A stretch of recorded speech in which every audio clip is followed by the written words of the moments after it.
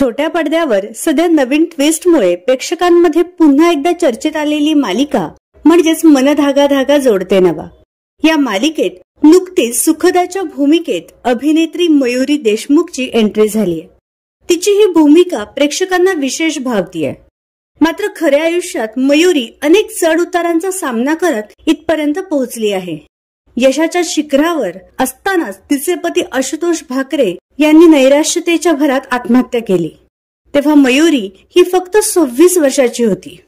ऐन तारुण्यात तिने तिच्या पतीला गमावलं. हा तिच्यासाठी खूप मोठा धक्का होता, ज्यामुळे तिचे पुरते आयुष्य बदलून गेले. या प्रसंगातून घरच्यांच्या आणि मित्रमैत्रिणींच्या मदतीने मयुरी सावरली व हे सर्व दुःख पचवून तिने पुन्हा खंबीरपणे उभं राहत अभिनय क्षेत्रात पदार्पण केलं. अनेकदा तिला दुसऱ्या लग्नाबद्दल बोललं जातं, मात्र ती माझं आजही आशुतोषवर मनापासून प्रेम आहे. आजही तो माझ्या आयुष्याचा महत्वाचा भाग आहे. त्याच्या प्रेमासह मी एकटे आयुष्य घालवू शकते असं म्हणते. तर तुम्हाला अभिनेत्री मयुरी देशमुखचा अभिनय आवडतो का हे आम्हाला कमेंट बॉक्समध्ये नक्की कळवा.